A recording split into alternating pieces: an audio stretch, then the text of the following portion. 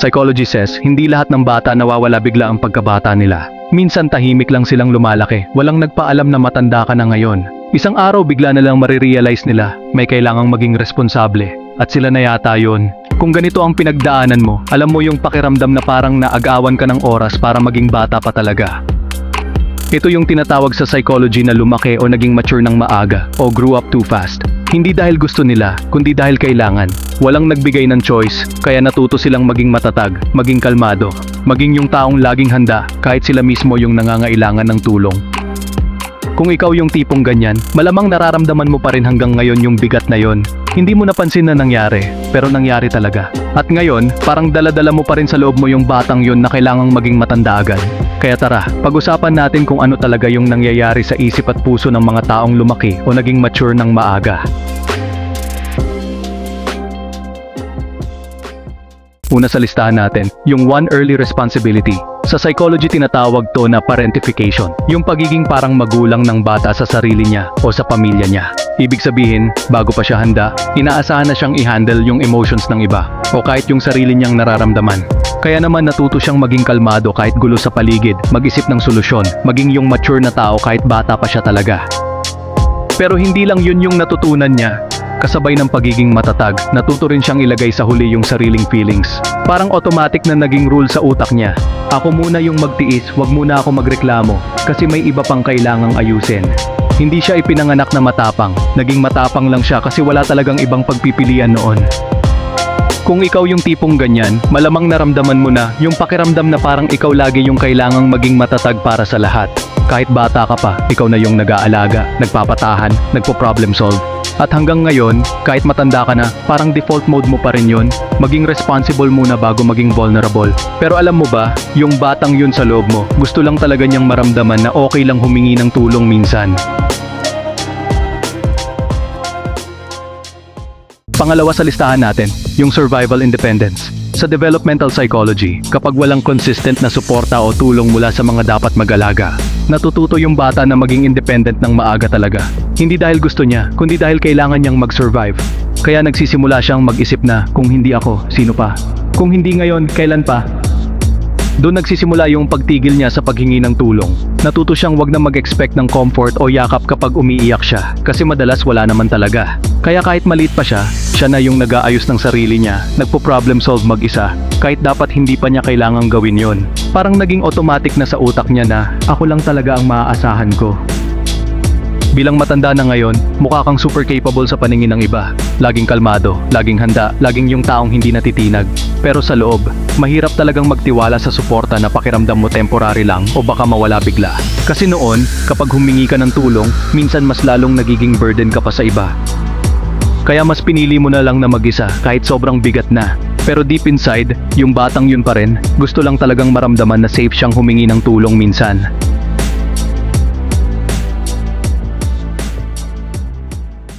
Pangatlo sa listahan natin, yung split maturity. Sa psychology, kapag pinabilis o na-rush yung emotional development ng bata, hindi pantay-pantay yung paglaki ng iba't ibang parte ng pagkatao niya. May mga bahagi na nag-mature ng maaga, nagiging wise, seryoso, responsable, parang matanda na talaga sa isip. Pero may ibang parte naman na natira pa ring bata, hindi pa na-meet yung pangangailangan para maging emotionally fulfilled or secure. Kaya sa labas, mukha kang matatag at matalino. Mabilis mag-decide, marunong mag-handle ng problema, laging yung taong hinahangad ng iba. Pero sa loob, minsan nalilito ka pa rin, may guilt na bigla-bigla, o pakiramdam na kulang pa rin kahit anong gawin mo. Parang may gap, yung matanda ka na sa isip pero yung puso mo parang hindi pa nakakaabot doon. Hindi ka nagkaroon ng sapat na oras para matutunan ng ligtas kung paano maging vulnerable, kung paano humingi ng tulong ng hindi natatakot, o kung paano maging needy minsan ng walang guilt. Kaya hanggang ngayon, kahit capable ka sa maraming bagay, may parte pa rin sa'yo, na parang naghahanap pa rin ng permission na maging bata ulit kahit sandali lang.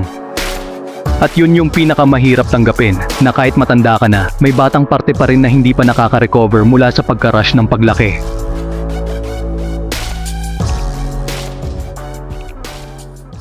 Pang-apat sa listahan natin ay yung uneasy rest. Para sa mga lumaki na ang maaga, madalas nauugnay yung pahinga sa peligro o pagkabigo. Nung bata pa sila, kapag medyo kalmado yung paligid, parang palaging may sumusunod na problema o gulo. Kaya naging training na ng nervous system nila na wag mag-relax ng todo, kasi baka biglang may mangyari ulit na kailangang ayusin. Kaya hanggang ngayon, kapag sinusubukan nilang magpahinga, parang may kirot o guilt na bigla-bigla.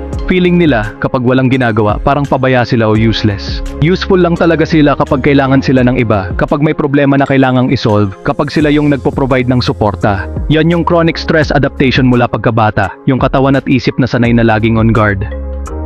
Kung ikaw yung ganito, malamang nahihirapan kang mag-downtime ng walang ginagawa. Kapag nanonood ka lang ng series o natutulog ng matagal, biglang may inner voice na nagsasabi, dapat may ginagawa ka. May tao na naman sigurong nangangailangan. Pero alam mo ba, yung pakiramdam na yon, hindi talaga weakness. Yan yung ebidensya na sobrang na-adapt ka sa pressure noon.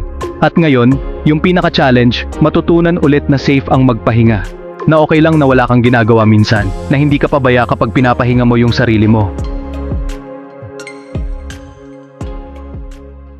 Panglima sa listahan natin, yung guilt for needing attachment. Sa research, kapag maagang binigyan ng malaking responsibilidad yung bata, nagde-develop yung belief na kung ako yung inaalagaan, may ibang nabibigatan o nagdurusa. Kaya natuto siyang i-minimize yung sariling needs, wag humingi, wag magpakita ng kahinaan kasi pakiramdam niya burden siya kapag ginawa yon. Bilang matanda na ngayon, madalas siyang mag-sorry kahit simpleng bagay lang. Sorry kung nahihirapan ako. Sorry kung humihingi ako ng oras mo. Sorry kung gusto ko lang magpahinga. Parang automatic na apology kapag may nararamdaman siyang pangangailangan, kahit dapat hindi naman nakakahiya yun. Receiving care feels foreign, hindi comforting, kasi parang hindi sanay na siya yung binibigyan. Kung ikaw yung ganito, malamang nararamdaman mo yung guilt na bigla-bigla kapag may nag-aalok ng tulong o yakap. Parang may inner voice na nagsasabi, wag ka na, baka maabala pa sila, baka mas lalo kang maging pabigat. Pero yung katotohanan, hindi ka pabigat kapag humingi ka ng suporta. Hindi ka selfish kapag sinabi mong kailangan mo rin ng tulong. Yan lang yung natutunan mo noon para makasurvive, pero ngayon, pwede mo na i-unlearn yun ng dahan-dahan. Healing dito ay matutunan ulit na okay lang maging needy minsan, na hindi lahat ng attachment ay burden sa iba. Na safe kang humingi ng walang guilt, na deserving ka rin ng care kahit hindi ka laging yung nagpo-provide. At unti-unti, kapag nasanay ka na, yung pakiramdam na sorry kapag kailangan mo ng iba, magiging mas maliit na, hanggang sa mawala na talaga.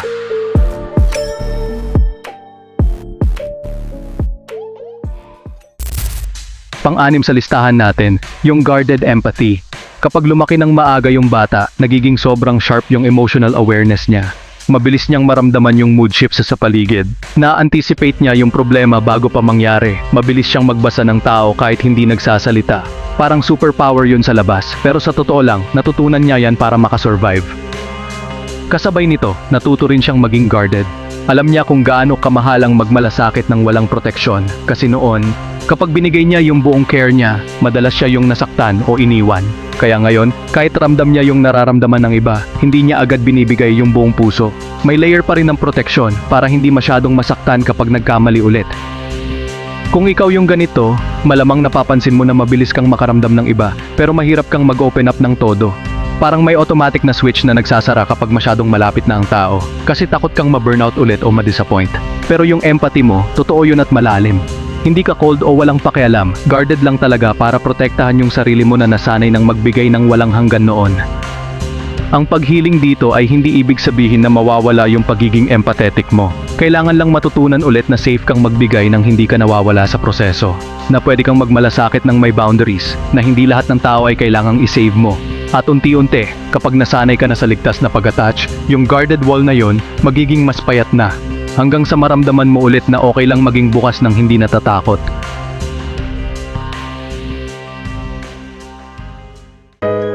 Psychology doesn't call you broken, sinabi lang nito. Yung nervous system mo na-adapt ng maaga sa pressure. Natuto ka ng responsibility bago pa natuto ng safety, strength bago softness, pagiging matatag bago pagiging vulnerable. Pero yan hindi ibig sabihin na sira ka o mali ka. Yan lang yung paraan kung paano ka nakaligtas nun, at nagawa mo yun ng mahusay talaga. Hindi ibig sabihin na mawawala yung lakas mo o magiging mahina ka bigla. Healing means learning na finally allowed ka ng mag-rest. Na okay lang humingi ng tulong ng walang guilt. Na safe kang maging needy. Minsan, na deserving ka rin ng care kahit hindi ka laging yung nagpo-provide. Yan yung pinakamalaking shift mula sa kailangan ko maging matatag para sa lahat, patungo sa okay lang na alagaan din ako. Kung ikaw yung lumaki na responsable para sa higit pa sa nararapat sa bata, at dala-dala mo pa rin yung bigat hanggang ngayon, you're not alone. Marami tayong ganito, at unti-unti natututo tayong maging gentle sa sarili natin. Kung relate ka sa kahit isa lang sa mga to, sabihin mo sa comments ano yung pinaka naramdaman mo. Like kung nakatulong ito sa'yo, subscribe para sa mga ganitong usapan pa. At ingat ka lagi ha.